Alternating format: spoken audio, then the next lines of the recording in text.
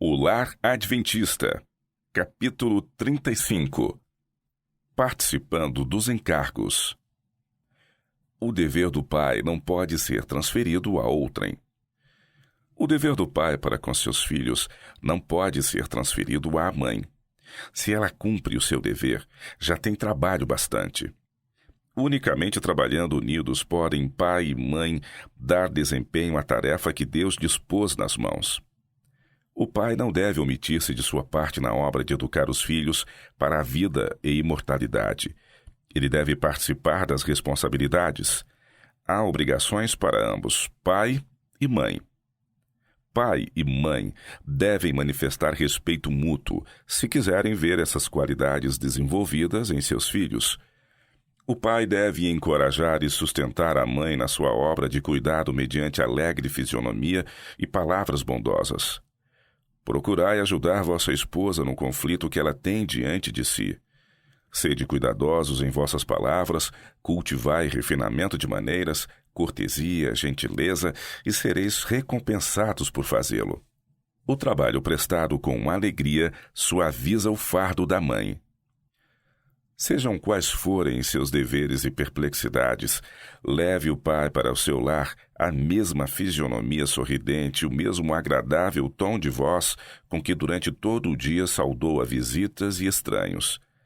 A esposa deve sentir que pode contar com as grandes afeições do marido, que seus braços a fortalecerão e susterão em toda a sua atividade e cuidados, que sua influência sustentará a dela, e seu fardo perderá metade do seu peso.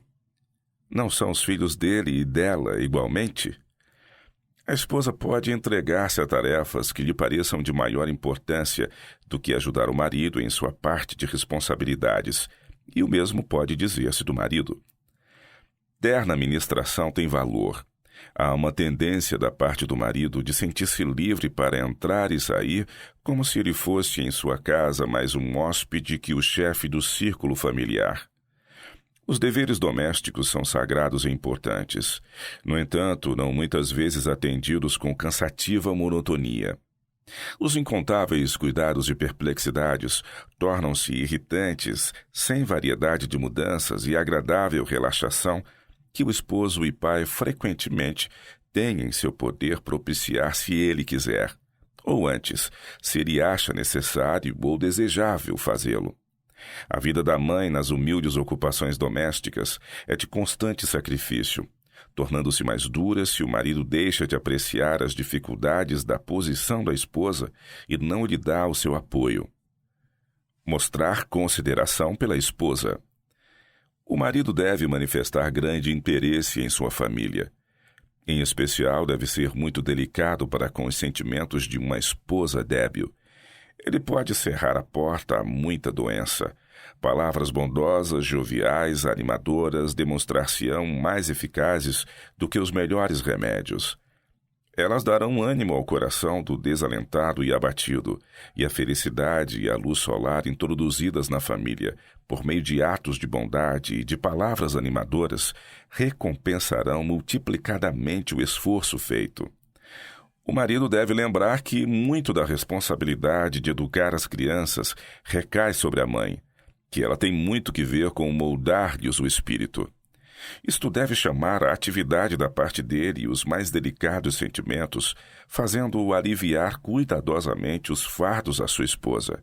Ele deve animá-la a descansar em sua ampla afeição e encaminhar-lhe a mente ao céu, onde há força e paz e um repouso final para o cansado.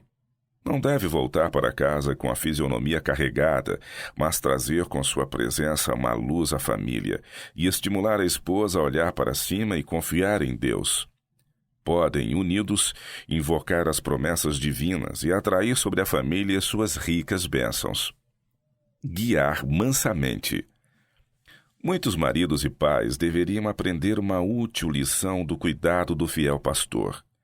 Jacó, sendo insistentemente convidado para fazer uma jornada penosa, respondeu: Estes filhos são tenros, e tenho comigo ovelhas e vacas de leite. Se as afadigarem somente um dia, todo o rebanho morrerá. Eu irei como guia pouco a pouco, conforme ao passo do gado que está diante da minha face e conforme o passo dos meninos.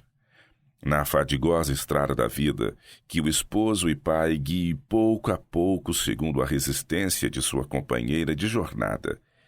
Em meio da ansiosa precipitação do mundo em busca de riqueza e poder, aprenda a deter os seus passos, a confortar e prestar apoio àquela que foi convidada para caminhar ao seu lado. Ajude o marido ou a esposa mediante simpatia e constante afeto.